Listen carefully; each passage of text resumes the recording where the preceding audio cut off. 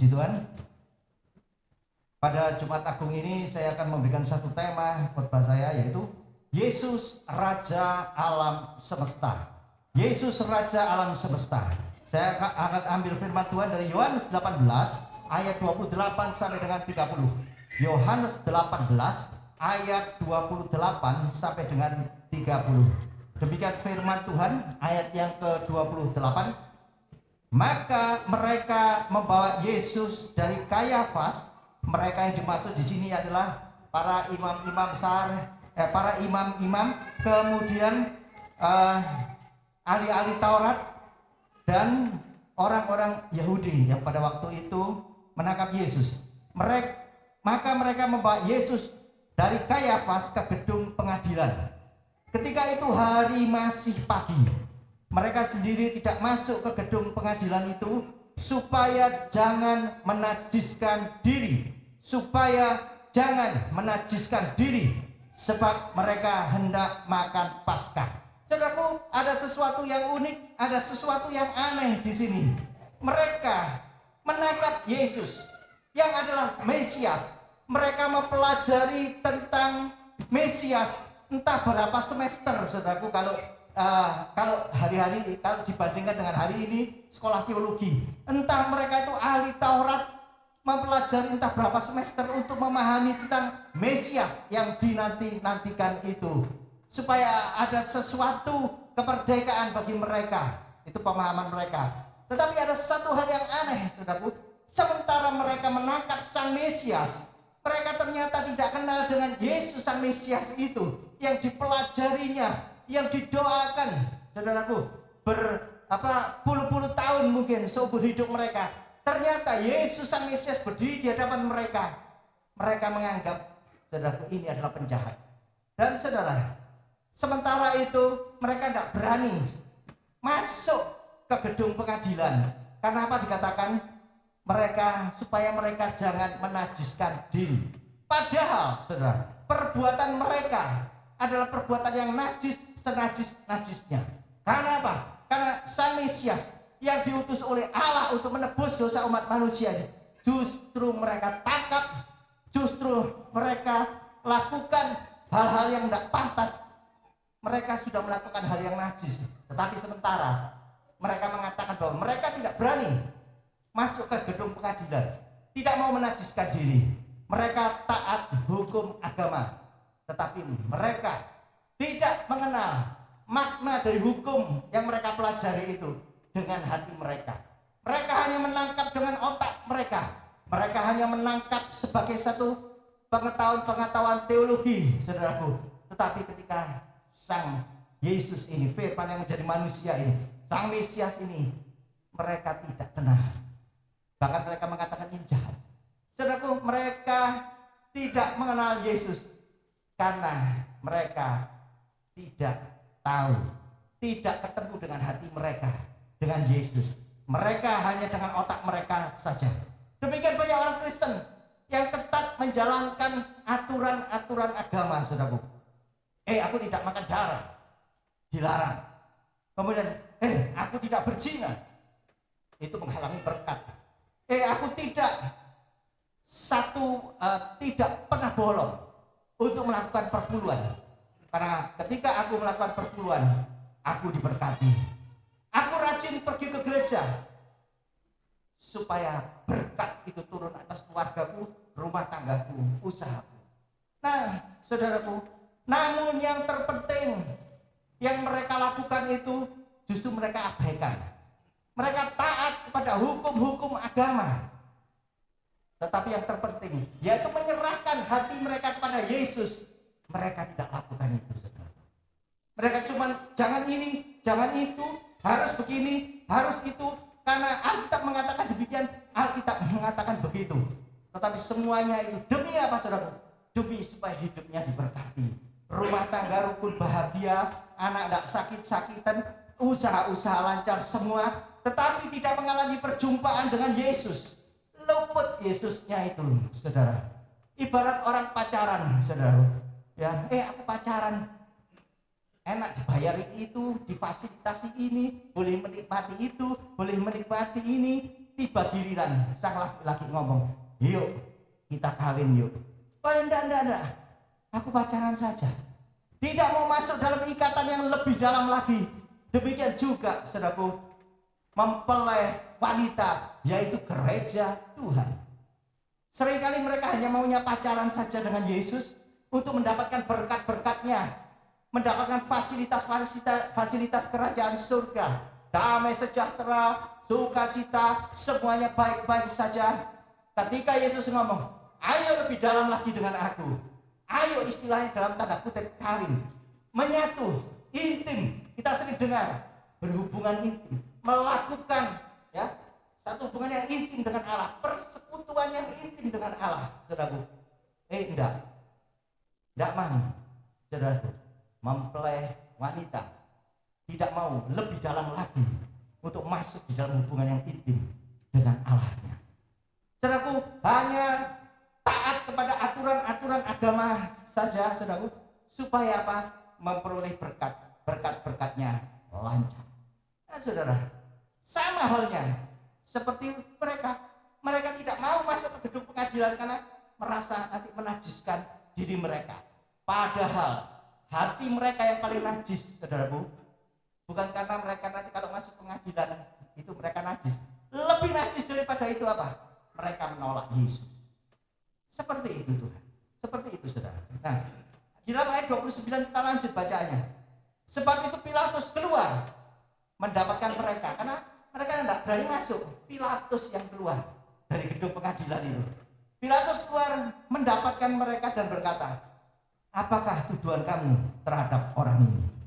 Jawab mereka kepadanya, jikalau ia bukan seorang penjahat. Bayangkan, penjahat, padahal mereka belajar, tetapi mereka tidak kenal dengan Yesus, dan mereka mengatakan penjahat.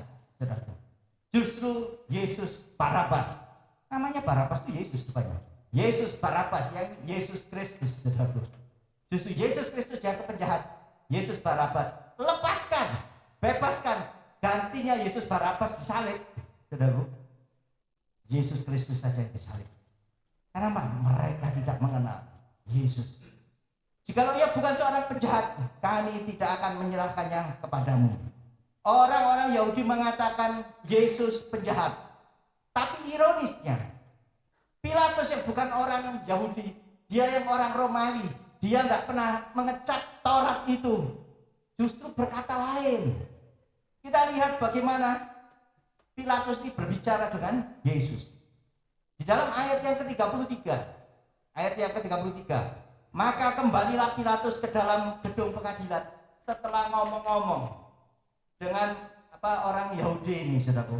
Pilatus ini kembali ke gedung pengadilan, lalu memanggil Yesus dan bertanya kepada Yesus, engkau inikah raja orang Yahudi? Itu sebuah pertanyaan yang aneh. Engkau inikah raja orang Yahudi? Orang Yahudi ngomong penjahat. Pilatus ngomong, engkau inikah raja orang Yahudi? Loh, ini perkataan ini berasal dari hati. Kalau kita lihat nanti, saudaraku, ya.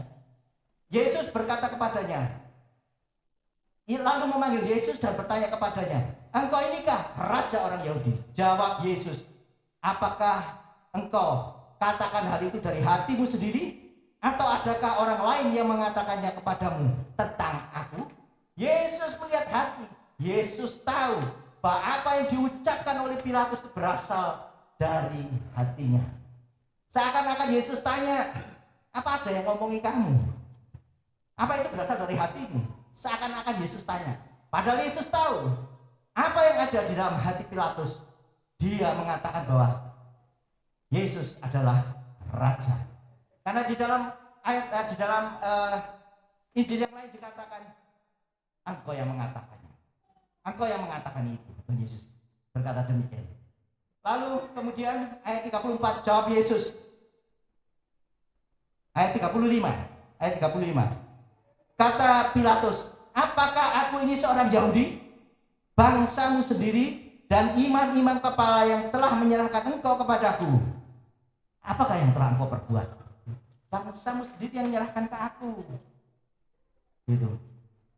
Terus apa yang telah engkau perbuat? Ayat 36, jawab Yesus, Yesus ngomong tentang kerajaan. Kalau terhadap orang-orang Yahudi, mereka tidak ngomong tentang kerajaan Allah. Yesus tidak ngomong percuma. Yesus akan diludahi, Yesus akan ditampar, karena pada prinsipnya mereka menolak apa saja yang dikatakan oleh Yesus. Tetapi di sini, karena Yesus tahu hatinya Paulus, Yesus cerita tentang kerajaannya. Dikatakan dalam ayat yang ke-36, jawab Yesus, kerajaanku bukan dari dunia ini. Jika kerajaanku dari dunia ini, pasti hamba-hambaku telah melawan, supaya aku jangan diserahkan kepada orang Yahudi. Akan tetapi kerajaanku bukan dari sini. Yesus ngomong dengan jelas, kerajaannya bukan dari sini. Kalau orang lain yang berkata demikian kepada Pilatus, Pilatus akan ngomong ini orang gendeng, ini tidak logis. Ngomong kerajaanku bukan dari situ, lah dari mana? Ya, tapi kenapa, saudara? Kok Yesus ngomong gitu sama Pilatus? Karena Yesus mengenal hati Pilatus sampai sedalam-dalamnya. Kemudian di dalam ayat yang ke-37, ya, jadi Pak Pilatus itu dua kali tanya. Pilatus itu dua kali tanya. Ayat yang ke-37, ini ayat yang kedua. Maka kata Pilatus kepadanya, jadi engkau adalah raja? Itu dari hatinya, saudara. Mengapa Pilatus percaya sampai tanya dua kali? Engkau raja? Sampai dua kali. Kenapa? Kok Pilatus percaya? Alasannya, saudara, ada beberapa. Yang pertama, karena perkataan Yesus adalah kebenaran. Di dalam Yesus itu adalah kebenaran yang sejati. Yesus tidak pernah tidak pernah, ya. Yesus itu berdiplomasi seperti seorang politikus. Kalau ditanya ngomongnya ngambang, pakai diplomasi. Kalau disalahkan sini lari ke sana. Disalahkan sana, loh maksudku kan begini. Disalahkan sini, loh maksudku kan begitu. Nah, gitu ya. Berdiplomasi, tapi Yesus kebenaran sejati. Dia mengatakan kebenaran demi kebenaran. Dan selalu yang dikatakan adalah kebenaran. Dan Pilatus juga mendengar. Apa yang dikatakan Yesus itu semuanya dilakukannya bukan secara munafik, tetapi dilakukan secara benar. Sehingga ketika Yesus ngomong, kerajaanku bukan dari dunia, Pilatus percaya karena omongan Yesus adalah kebenaran. Dan di dalam kebenaran tidak ada kebohongan sama sekali. Kemudian yang kedua, saudaraku, Yesus dan Pilatus bertatap muka, berhadap-hadapan. Terpancar keagungan ilahi dari Yesus. Terpancar satu wibawa raja dari Yesus. Sehingga Pilatus itu betul-betul tertegun ketika bertatap muka dengan Yesus. Ditambah lagi dia dengar mujizat-mujizat tentang Yesus, membangkitkan orang mati. Kalau tidak Allah, siapa yang bisa membangkitkan orang mati? Mencelingkan mata orang buta, membuat orang lumpuh berjalan, orang kusta sembuh. Bahkan, saudara, seperti orang yang sudah mati 4 hari, ya, dia bisa dibangkitkan, bisa dibangkitkan kembali. Saudara, ini sesuatu yang luar biasa dan itu didengar oleh Pilatus, sehingga itu menambah satu keyakinan. Aku berhadapan dengan raja, kelasnya di atas raja Roma yang saat itu, ya, sedang mengembangkan sayapnya dan kekuatannya, kuasanya super power, saudaraku. Tetapi dia berhadapan dengan raja yang lain yang bukan dari dunia, dan itu membuat dia percaya. Dan yang ketiga, alasan yang ketiga kenapa Pilatus ini percaya, itu dari mimpi istrinya. Di dalam Matius 27 ayat 19, pada waktu Pilatus sedang duduk di balai pengadilan, istrinya mengirim pesan ini kepadanya. Ada kurir yang datang menyampaikan pesan ini. Janganlah engkau mencampuri perkara orang yang tidak bersalah itu. Sebab oleh karena Yesus ini, saya mendapat mimpi yang ngeri hari ini. Saudara, dapat pesan, cerita bahwa istrinya mendapatkan satu mimpi yang mengerikan hari ini. Gara-gara Yesus. Oleh karena itu jangan mencampuri urusan orang yang tidak bersalah ini. Nah, saudara, Itulah yang membuat Pilatus semakin yakin. Ini berbeda. Oleh karena itu ia berusaha berulang kali untuk melepaskan Yesus. Kita lihat ayat selanjutnya. Jawab Yesus, engkau mengatakan bahwa aku adalah raja. Itu loh. Yesus melihat hati Pilatus. Dan Yesus ngomong, membaca hati Pilatus. Engkau mengatakan bahwa aku adalah raja. Kemudian Yesus menceritakan kembali misinya di dunia ini. Untuk itulah aku lahir. Dan untuk itulah aku datang ke dalam dunia ini. Supaya aku memberi kesaksian tentang kebenaran. Setiap orang yang berasal dari kebenaran mendengarkan suaraku. Yesus tahu isi hati Pilatus. Engkau yang mengatakan bahwa aku adalah raja. Nah saudaraku, secara de jure, secara hukum dunia, Yesus tidak punya bukti-bukti hukum bahwa dia adalah seorang raja. Kapan dilantiknya? Secara hukum dunia yang terbukti bahwa Yesus ini anaknya Yusuf tukang kayu. Tidak ada secara de jure bahwa Yesus adalah seorang raja. Tidak ada pelantikannya, tidak ada bukti-bukti yang lain, surat-suratnya. Tetapi secara de facto, secara real, secara konkret, yaitu yang ada di dalam hati Pilatus, ia mengakui bahwa Yesus adalah raja. Keagungannya, kewibawaannya, kebenarannya. Nah saudaraku, sekarang kita masuk dalam peristiwa berikutnya.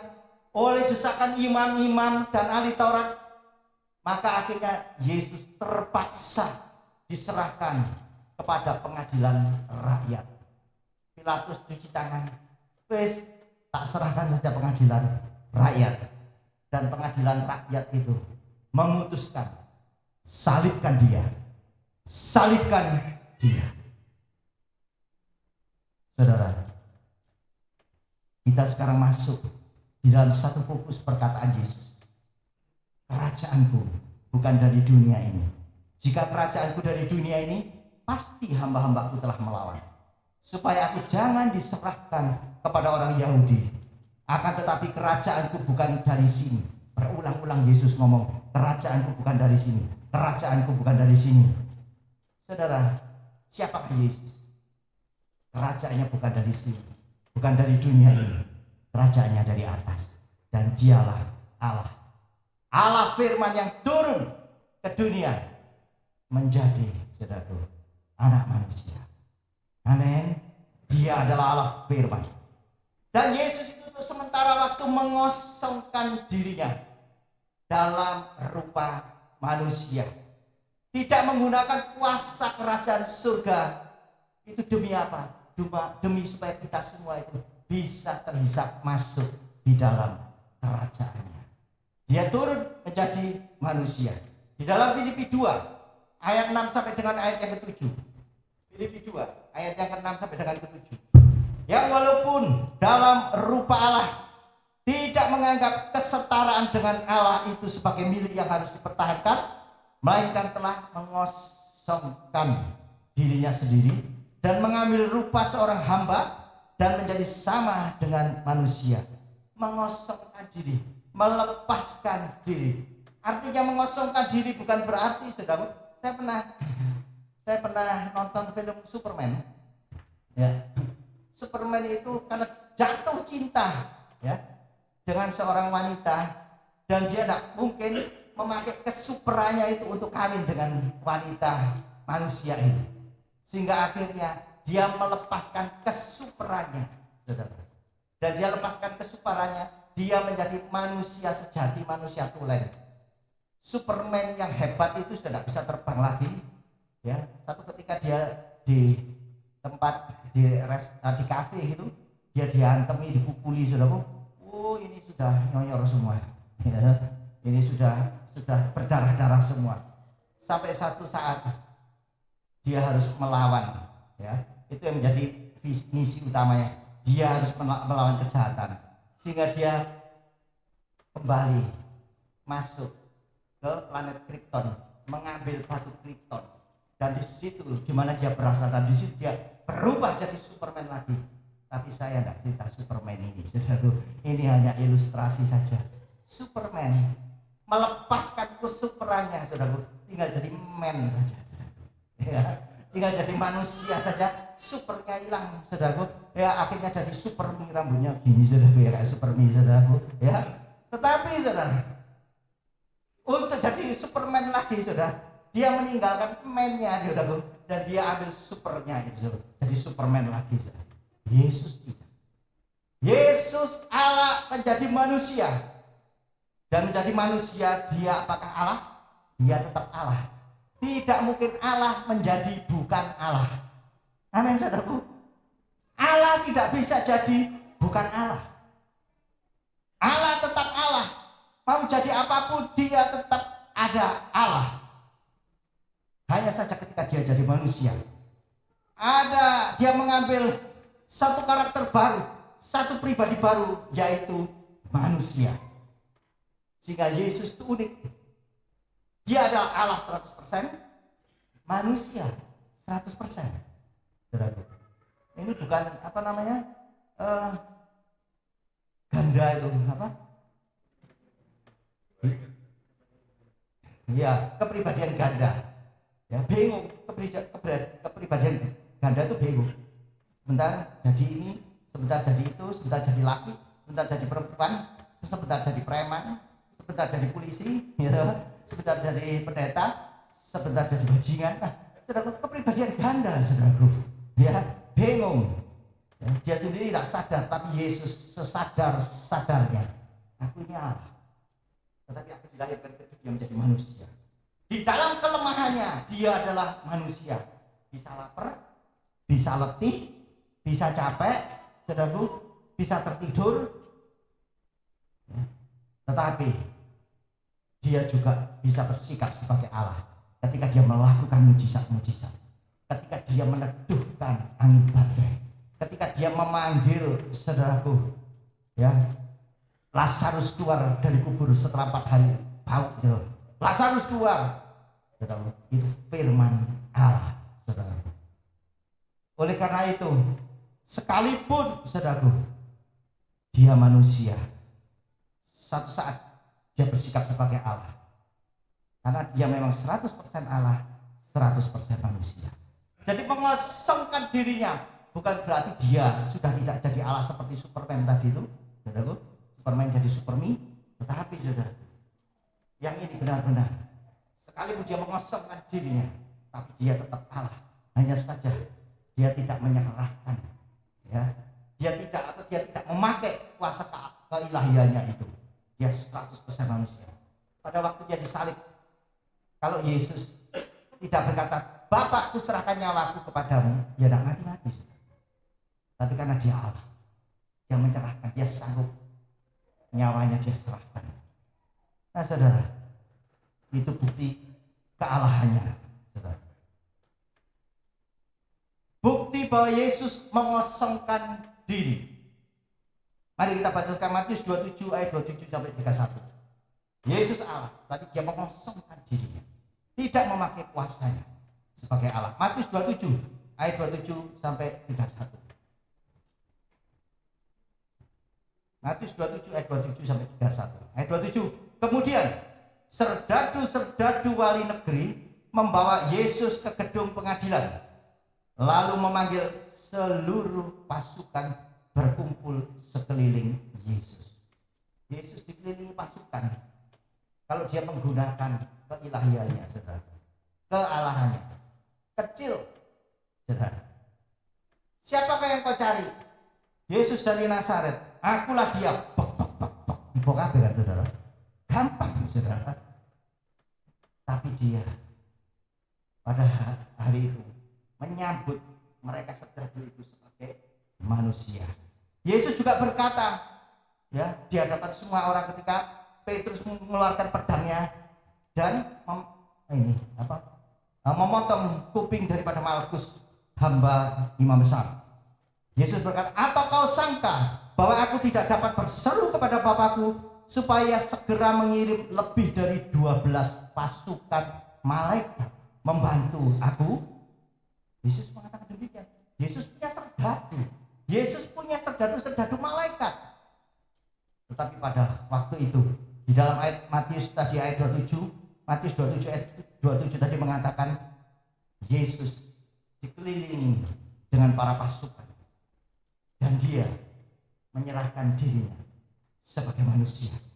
Jika begitu, bagaimanakah akan digenapi yang tertulis di dalam kitab suci yang mengatakan bahwa harus terjadi demikian? Yesus hanya taat kepada Bapaknya, hanya taat kepada apa yang tertulis. Saudara, manusia berdosa. Kenapa Yesus harus 100% Allah, 100% manusia? Karena dia yang menjembatani antara Allah dan manusia. Kalau dia hanya Allah 100%, bagaimana dia bisa menjembatani manusia kepada Allah? Tidak ada solusinya kan? Makanya Yesus perlu turun jadi manusia, sehingga dia mewakili Allah turun ke dunia, dan dia mewakili manusia untuk naik ke surga menghadap Bapaknya. Itu di dalam diri Yesus. Amin. Itu satu mujizat, sesuatu yang luar biasa. Kemudian kita lihat lagi bahwa Yesus mengosongkan dirinya. Apa yang dikosongkan itu? Atribut seorang raja adalah mahkota. Tetapi Yesus tidak menggunakan mahkota itu, tapi dia biarkan mahkota duri, bukan mahkota emas, mahkota duri yang menancap di kepalanya. Demikian juga yang menjadi atribut raja adalah jubah kebesaran. Dan pada zaman itu jubah kebesaran adalah jubah ungu. Yesus pun dikasih jubah ungu, tapi bukan jubah kebesaran. Hanya seperti saudaraku sandiwara saja, dipakai, kemudian diolok-olok, kemudian disembah-sembah, badannya ini luka, hancur, dan dipakaikan jubah ungu itu penuh dengan darah. Yesus rela menanggalkan jubah surga untuk mengenakan jubah dunia. Ya, sudah jubah dunia, jubah-jubahan lagi, karena penyembahannya adalah penyembahan, ya, penyembahan abal-abal istilahnya, saudara. Tidak menyembah dengan sesungguhnya. Demikian juga dengan tongkat komando, atribut raja. Selalu ada tongkat komando di mana ujungnya ini penuh dengan permata. Tetapi Yesus membiarkan dirinya, tangannya dikasih apa? Buluh. Ya, itu adalah apa? Rumput yang panjang, tangkai rumput yang panjang, yang apa? Gampang putus. Itu dikenakan pada Yesus sebagai ganti tongkat komando. Ayat 28, mereka para serdadu itu menanggalkan pakaiannya dan mengenakan jubah ungu kepadanya. Itu yang saya ceritakan tadi. Ayat 29, mereka menganyam sebuah mahkota duri dan menaruhnya di atas kepalanya, lalu memberikan dia sebatang buluh di tangan kanannya. Kemudian mereka berlutut di hadapannya, ya, sandiwara-sandiwara, drama-dramaan, dan mengolok-ngolokkan dia, katanya, salam hai raja orang Yahudi. Saudara, menerima penyembahan palsu, menerima penyembahan, saudaraku, cemoohan, itulah manusia yang menyembah Allah. Katanya menyembah, tapi dengan perbuatannya sama sekali tidak nampak kealahan. Kalau dia itu berhubungan dengan Allah, ada banyak orang, saudaraku, penyembah-penyembah demikian, ya. Kalau bergaul, seseorang yang bergaul dengan istri, bergaul, lama-lama kan karakter istrinya ada pada dia, karakter dia ada pada istrinya. Benar ya? Oh, ini pada tumbuh oleh tutup, gitu ya. Oh iya, gitu ya. Tapi ada orang yang sehari mungkin sembahyangnya, saudara, pagi, siang, sore, petang, malam, wah, mubeng, sembahyangnya full, saudara. Mungkin sehari bisa 25 kali mungkin sembahyangnya, saudara. Bergaul dengan Allah katanya. Tapi ternyata, saudara, keluar dari bergaul dengan Allah, mukuli orang, ngantemi orang, bakar ini, bakar itu, ya, bikin keributan ini, bikin keributan itu. Lah, bergaulnya dengan siapa? Pertanyaannya kayak gitu ya. Nah, gitu tadi itu bergaulnya dengan siapa ya? Ini salah bergaul ini, ya, salah pergaulan ini. Kalau bergaul dengan Allah, keluar dari kamar doa, ada karakter Allah. Amin. Ada kasih di dalam ucapan, di dalam perkataan, di dalam ide pikiran, saudaraku. Ada kebenaran Allah di dalam dirinya. Nah kalau katanya sembahyang di kamar, saudaraku, 1 hari 10 jam, 1 hari 3 jam, saudaraku, keluar dari kamar katanya bergaul dengan Allah, tapi ternyata juhannya minta ampun, saudaraku, 1 bulan pembantu ganti ping 5. Nah ini bergaul sama siapa di kamar itu? Ya toh? Apakah bergaul dengan Allah atau bergaul dengan setan? Ya, ngomongnya bergaul dengan Allah, keluarnya ngomong kalau ngomong kayak setan, saudaraku. Ya, seperti itu. Nah, mahkota, jubah, tongkat, komando dilepas. Yesus rela melakukan semuanya itu. Bahkan di dalam ayat 30, mereka meludahinya dan mengambil bulu itu dan memukulkan kepalanya hingga berdarah. Saudara, Yesus lakukan semuanya itu. Semua atribut, semua kebesaran kerajaan tidak ada pada Yesus. Dia kosongkan dirinya. Saudara. Kemudian dan puncaknya, raja selalu punya tahta. Tahtanya itu diganti apa, saudara? Kayu salib. Itulah yang menjadi tahtanya, saudara. Ayat 31, sesudah mengolok-ngolok, ya, serdadu-serdadu itu sudah mengolok-ngolokkan dia, mereka menanggalkan jubah itu daripadanya dan mengenakan pula pakaiannya kepadanya. Kemudian mereka membawa dia keluar untuk disalibkan. Penyembahannya tadi itu, ya, raja orang Yahudi disembah penyembahan yang palsu, saudaraku. Ya, sekarang kita masuk dalam kesimpulan dari apa yang kita baca tadi. Kerajaan Allah dibangun, ya. Kerajaan Allah ini dibangun di atas dasar sengsara dan penebusan Kristus. Amin.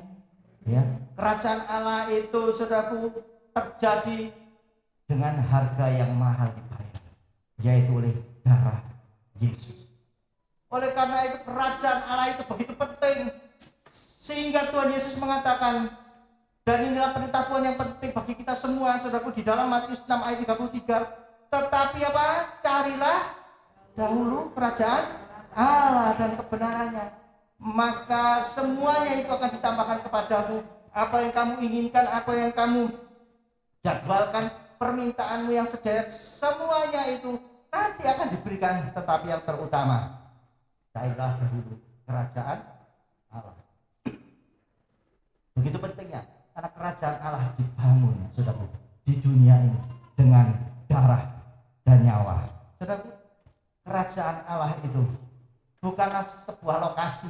Kerajaan Allah itu lokasinya di sana. Ya, kerajaan Allah itu bukan surga. Surga itu satu tempat di dunia yang lain, satu tempat. Tapi kerajaan Allah itu adalah tidak bicara soal lokasi, tetapi dimensi. Ada satu ruang yang berdampingan dengan materi di dunia ini. Ini ruang materi, saudara. Kita tinggal di Indonesia, kita tinggal mungkin di Jerman, kita tinggal mungkin di mana-mana. Tapi kerajaan Allah itu tinggal berdampingan dengan anak-anak Tuhan. Amin. Yesus ada di dimensi yang lain, dan di situ dia memerintah kita. Dimanapun kita berada, mungkin kita ada di pasar, kerajaan Allah ada di situ, karena Yesus sedang memerintah kita. Amin. Kerajaan Allah itu adalah tatanan hal-hal yang rohani, bukan yang materi. Tatanan pemerintahan yang rohani. Di situ Yesus memerintah kita. Di situ Yesus, ya, menjadi gembala kita. Itu ada, saudara, di tempat ini. Di tempat ini gereja. Di tempat ini ada di hotel, saudara. Tapi kerajaan Allah ada di tempat ini. Amin. Berdampingan dengan kita. Yesus ada di tempat ini. Kuasanya ada di tempat ini. Kasihnya ada di tempat ini. Sehingga satu saat engkau akan heran melihat, loh, semuanya biasa-biasa saja. Tetapi tiba-tiba ada satu kuasa yang mengalir, yang membuat semuanya bisa nangis di gereja ini. Amin. Yang tiba-tiba semuanya sana lompat ada kesembuhan, sini lompat ada kesembuhan, sana bisa bernubuat. Karena apa? Kita sedang berdampingan dengan kerajaan Allah, di mana Yesus menjadi raja dan memerintah atas umatnya. Amin. Oleh karena itu, jangan kita menjadi khawatir dengan apa yang kita hadapi, gonjang-ganjingnya dunia ini, saudaraku, kita ini ada di dalam kerajaan Allah dan kita terpelihara oleh hukum kerajaan Allah. Hukum dunia, kalau kamu di PHK, umurmu sudah 60, ya sudah, matilah kamu. Itu saudaraku, itu hukum dunia. Kamu kemampuanmu cuma segini, kamu dulu miskin, kamu tidak bisa sekolah, kamu cuma lulus SD, ya sudah, terimalah nasibmu. Kamu akan sengsara seumur hidup. Itu hukum dunia.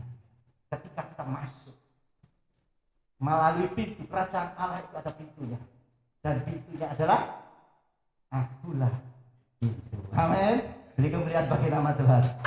Ya, Yesus itulah pintu. Ketika kita masuk melalui Yesus yang adalah pintu itu, saudaraku, kita mulai masuk di dalam kerajaan surga. Aku SD, nasibku ya apa ya? Di dalam kerajaan surga tidak berlaku hukum dunia, tetapi hukum kerajaan Allah. Dan di dalam hukum kerajaan Allah ada mujizat. Amin. Di dalam kerajaan Allah ada kuasa Allah. Seperti itu, saudara. Ada hukum yang berbeda dengan hukum dunia. Hukum dunia serba terbatas kemampuan otak kita, terbatas kemampuan tenaga kita, terbatas kemampuan kesehatan kita. Tetapi di dalam kerajaan surga, hal-hal yang tidak mungkin di dunia ini, lumpuh ya tidak mungkin, untuk bisa hidup ya dengan nyaman, apa sakit itu sudah mungkin bisa sembuh, nganggur ya tidak mungkin bisa kerja, umurmu sudah segitu, apapun juga tidak mungkin itu hukum dunia. Tapi ketika kita masuk di dalam kerajaan surga, yang berlaku adalah hukum kerajaan Allah. Amin. Di situ ada mujizat, di situ segalanya mungkin, karena Yesus yang memerintah. Dan kerajaan surga, kerajaan Allah ini, saudaraku, dibangun di atas dasar darah Yesus. Amin. Itulah, saudaraku. Dan bagaimana kita menyikapinya? Sudah berapa tahun? Sudah berapa puluh tahun kita menjadi Kristen? Kita adalah bagian dari kerajaan Allah. Tetapi kita tidak pernah menikmati hukum-hukum kerajaan Allah itu. Karena apa, saudaraku? Mari kita baca yang terakhir di 2 Korintus 6 ayat 1 sampai 2. 2 Korintus 6 ayat 1 sampai dengan 2. Sebab kata Paulus ya, sebagai teman-teman sekerja, kami menasihatkan kamu supaya kamu jangan apa? Membuat menjadi sia-sia kasih karunia Allah yang telah kamu terima. Jangan membuat menjadi sia-sia. Kita ini sudah ada di dalam kerajaan Allah yang dibangun oleh darahnya. Oleh karena itu jangan membuat menjadi sia-sia. Saudaraku, kita ini adalah orang-orang yang penuh dengan hoki. Kenapa? Kata pemazmur mengatakan, saudaraku, kebajikan dan kemurahan belaka yang mengikutku seumur, itulah hoki itu, saudaraku. Kebajikan dan kemurahan belaka itu, amin. Selalu ada kemurahan. Loh, aku bersalah, aku berdosa sehingga aku harus menanggung pencobaan seberat ini. Tapi ada kemurahan Tuhan kalau kita mau minta ampun, amin. Dan selalu ada kebajikan mengikutku seumur hidupku. Ya, namanya hoki itu melok terus. Amin. Ada hoki yang selalu melok terus. Jangan disia-siakan kasih karunia Allah ini. Amin. Hoki yang kau terima itu oleh karena darah Yesus yang sudah tercucur di atas kayu salib. Jangan membuat menjadi sia-sia.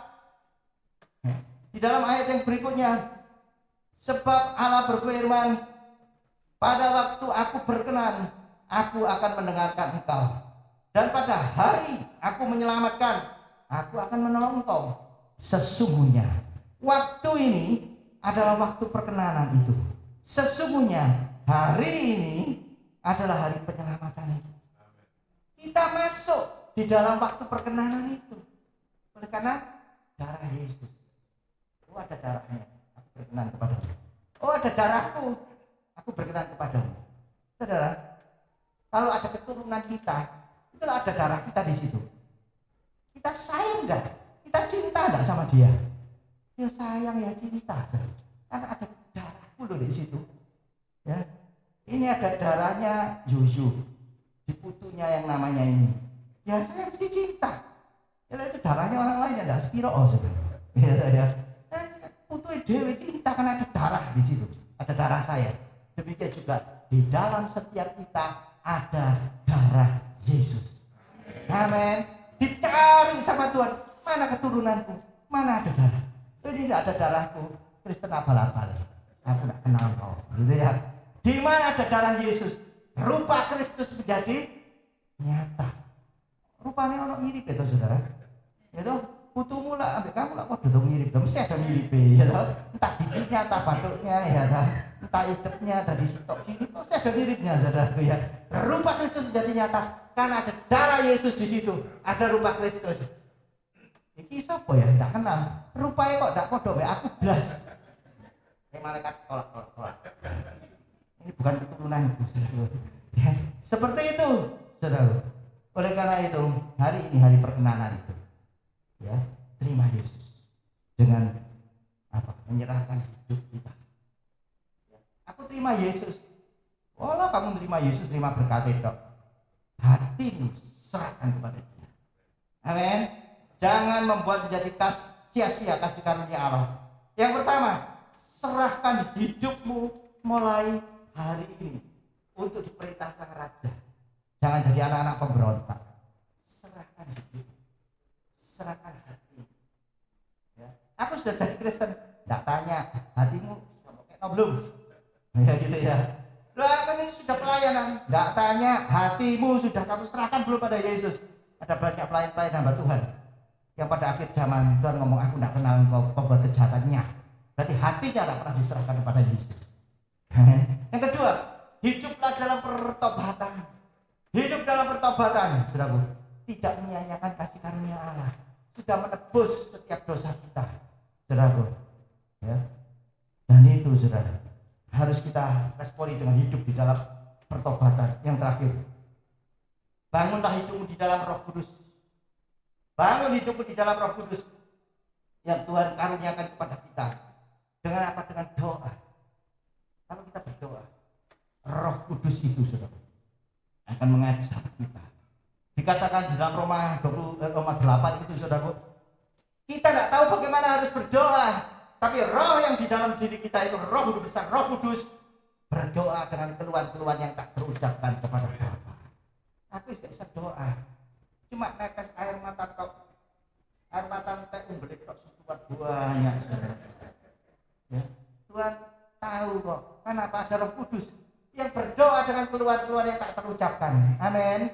Yang penting doa. Saudara. Jangan cuma nangis tok, jangan cuma geru-geru tok, tidak ada doanya, saudara.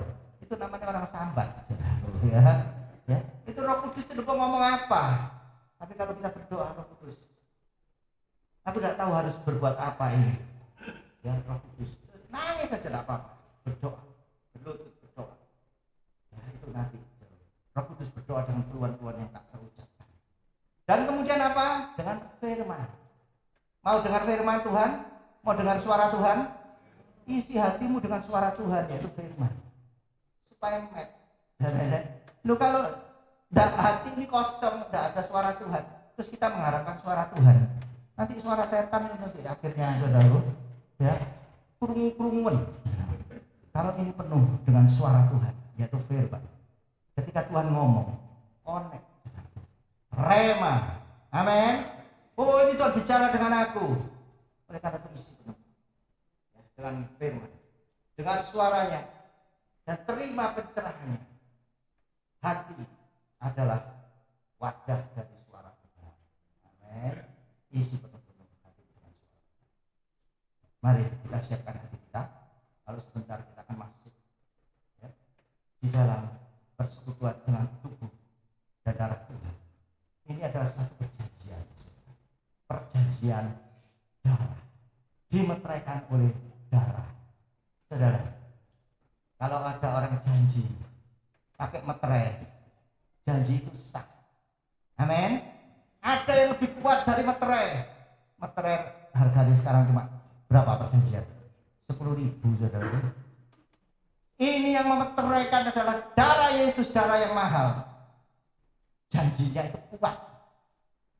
Dia akan membela kita oleh karena meterainya adalah darahnya sendiri. Amin. Apa yang tertulis di dalam Alkitab, janji kesembuhan, janji kesehatan, janji kemakmuran, janji pertolongan, janji penyertaan Tuhan di dalam pelayanan, janji apapun juga, 1001 janji yang ada di situ, saudaraku, itu dimeteraikan oleh darah Yesus. Sehingga ketika kita melakukan, saudaraku, kita berkenan di hadapan Tuhan, janji-janji itu akan cair di dalam kehidupan kita satu persatu sesuai dengan waktu Tuhan. Amin. Karena di dalam janji itu ada meterainya, yaitu darah Yesus, materai yang kuat. Saudara, kemarin pernah ada partai, ya, yang dibela oleh masanya dan semua tulis dengan darah. Kuat, saudara, perjanjian itu kuat. Saudara, hati-hati. Sehidup semati. Aku cita kamu sehidup semati. Ya sudah ngomong gitu loh ya, tak? Masih mending. Sudah ngomong hidup semati itu ya salah, saudaraku. Ya nanti pada akhirnya paling 2 tahun ya hidup dewek, mati dewek, saudaraku ya. Pakai darah lagi sehidup semati, kuat jadinya. Dia mati, saudara, dikejar maut juga, saudara. Loh semua hati-hati, saudara. Karena di dalam darah ada nyawanya. Amin. Tapi kalau Yesus tidak pernah khawatir dan takut, dia meteraikan perjanjiannya dengan darahnya. Dia setia akan janjinya. Amin. Mari, saudara.